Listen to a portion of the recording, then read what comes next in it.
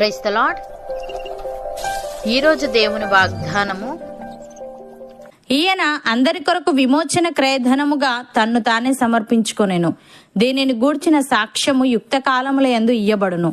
తిమోతికి రాసిన మొదటి పత్రిక 2వ అధ్యాయము 6వ వచనము.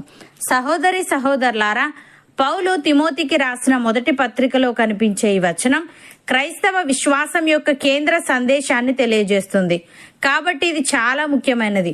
ఈ వచనం యొక్క పూర్తి లోతును అర్థం చేసుకోవడానికి దీని సందర్భాన్ని కూడా చూడాలి. మునుపటి వచనాలలో అధికారంలో ఉన్నవారితో సహా అందరూ సంపూర్ణ భక్తితో మరియు నిజాయితీతో జీవించాలని, అలాగే దేవునికి మరియు మనిషికి మధ్యవర్తిగా యేసుక్రీస్తు ఉన్నాడనే ప్రాథమిక సత్యాన్ని నొక్కి చెప్పాడు. ఈ వచనంలో యేసుక్రీస్తు అందరి కొరకు విమోచన క్రయధనముగా తన్ను తానే సమర్పించుకున్నాడని చెప్పాడు.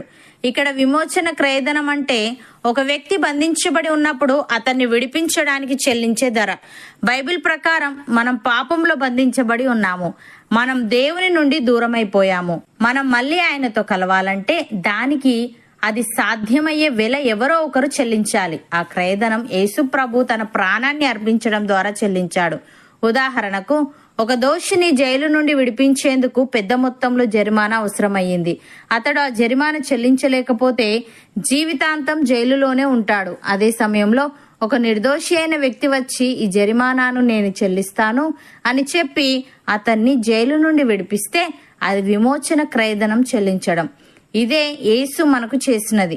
పాపంలో పడ్డ ప్రతి మనిషి కోసం జాతి, భాష, సామాజిక స్థితితో సంబంధం లేకుండా ఆయన మరణం ద్వారా ప్రతి ఒక్కరికి దేవునితో సమాధానం కలిగింది. ఈ వచనం 2వ భాగంలో దీనిని గూర్చిన సాక్ష్యము యుక్త కాలముల యందు ఇయ్యబడునని వ్రాయబడింది. అనగా దేవుని సమయాన్ని అనుసరించి యేసు విమోచన క్రయధనముగా తనను తాను సమర్పించాడన్నది ఇది వెల్లడిస్తుంది. ప్రారంభంలో ఈ వార్తను అపోస్తలులు బోధించారు. తర్వాత ఇది సువార్తగా వ్యాపించిపోయింది. ఇప్పుడు ప్రపంచమంతా ఈ సత్యం ప్రచారం అవుతుంది. ఉదాహరణకు, ఒక రాజ్యాన్ని ప్రమాదకరమైన ఒక వైరస్ చుట్టుముట్టింది. అది ప్రతి ఒక్కరికి సోకుతుంది. ప్రజలు చాలా మంది చనిపోతున్నారు.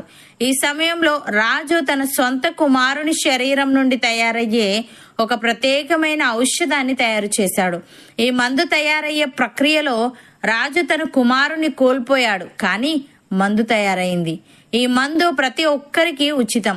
దీన్ని తీసుకుంటే వారు బ్రతుకుతారు. అయితే ఒక సమస్య ఉంది. ఈ మందు ఉన్న విషయం ప్రజలందరికీ తెలియదు. కొంతమంది మాత్రమే విశ్వసించి మందును తీసుకుంటున్నారు, తద్వారా బ్రతుకుతున్నారు. ఇంకొందరు అసలు వినలేదు, మరికొందరు విని కూడా నమ్మలేదు. ప్రియులారా, ఇక్కడ రాజు దేవుడు, రాజకుమారుడు యేసుక్రీస్తు. మందు క్రీస్తు విమోచన త్యాగం, ప్రచారం, సువార్త. మందు తినడం అంటే విశ్వాసం ద్వారా స్వీకరించడం. మందు తినకుండా వదిలేస్తే ఎలా ప్రయోజనం ఉండదో, అలాగే యేసు చేసిన త్యాగాన్ని నమ్మకపోతే లేదా స్వీకరించకపోతే అది మన జీవితంలో ఫలించదు. భక్తుడు ఈ విధంగా అంటున్నాడు, క్రీస్తును గూర్చిన సాక్ష్యము మీలో స్థిరపరచబడినందున ఆయన యందు మీరు ప్రతి విషయములోనూ, అనగా సమస్త ఉపదేశములోను సమస్త జ్ఞానములోను ఐశ్వర్యవంతులైతిరి. గనుక ఏ కృపావరమునందును లోపము లేక మీరు మన ప్రభువైన యేసుక్రీస్తు ప్రత్యక్షత కొరకు ఎదురు చూచుచున్నారు. మన ప్రభువైన యేసుక్రీస్తు దినమందు మీరు నిరపరాధులై ఉండునట్లు అంతము వరకు ఆయన మిమ్మును స్థిరపరచును. మన ప్రభువైన యేసుక్రీస్తు అను తన కుమారుని సహవాసమునకు మిమ్మును పిలిచిన దేవుడు నమ్మదగినవాడు అని. సహోదరి సహోదరులారా, దేవుని మూలముగా పుట్టిన వారందరూ లోకమును జయించుదురు. లోకమును జయించిన విజయము మన విశ్వాసమే.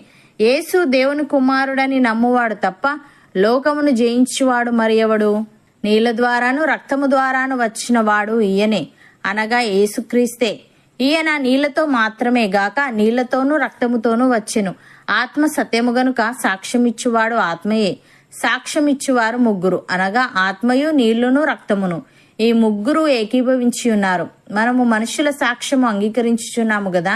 దేవుని సాక్ష్యము మరి బలమైనది. దేవుని సాక్ష్యము ఆయన తన కుమారుని గూర్చి ఇచ్చినదే. దేవుని కుమారుని యందు విశ్వాసముంచువాడు తనలోనే ఈ సాక్ష్యము కలిగి ఉన్నాడు. దేవుణ్ణి నమ్మనివాడు ఆయన తన కుమారుని గూర్చి ఇచ్చిన సాక్ష్యమును నమ్మలేదు గనుక అతడు దేవుణ్ణి అబద్ధికునిగా చేసినవాడే. ఆ సాక్ష్యమేమనగా దేవుడు మనకు నిత్య జీవమును దయచేసెను. ఈ జీవము ఆయన కుమారుని యందున్నది. దేవుని కుమారుని అంగీకరించేవాడు జీవము గలవాడు, దేవుని కుమారుని అంగీకరింపని వాడు జీవము లేనివాడే. అవును అన్నవారు నాతో పాటు ప్రార్థనలో ఏకీభవించండి. పరిశుద్ధుడా, ప్రేమగల తండ్రి, యేసుక్రీస్తు అందరి కొరకు విమోచన క్రయధనముగా తన్ను తానే సమర్పించుకొననని, దీనిని గూర్చిన సాక్ష్యము యుక్త కాలములందు ఇయ్యబడునని, జాతి, భాష, సామాజిక స్థితితో సంబంధం లేకుండా నీ మరణం ద్వారా ప్రతి ఒక్కరూ నీతో సమాధాన పడగలరని నీవు తెలియజేశావు. తండ్రి, నీకు స్తుతులు. దేవా, క్రీస్తును గూర్చిన సాక్ష్యము మాలో స్థిరపరచబడినందున నీ అందు మేము ప్రతి విషయములోను, అనగా సమస్త ఉపదేశములోను, సమస్త జ్ఞానములోను ఐశ్వర్యవంతులమైతిమి గనుక ఏ కృపావరమునందును లోపము లేక మేము ప్రభువైన యేసుక్రీస్తు ప్రత్యక్షత కొరకు ఎదురు చూసే వారంగా ఉండుటకు సహాయము దయచేయమని, నీ కుమారుని సహవాసమునకు మమ్మను పిలిచిన నీవు నమ్మదగిన వాడవు గనుక యేసుక్రీస్తు దినమందు మేము నిరపరాధులమై ఉండునట్లు అంతము వరకు నీవే మమ్మలను స్థిరపరచమని, విశ్వాస యాత్రలో జయ జీవితమును మాలో ప్రతి ఒక్కరికి నీవే అనుగ్రహించమని యేసుక్రీస్తు నామమున ప్రార్థిస్తున్నాము తండ్రి. ఆమెన్.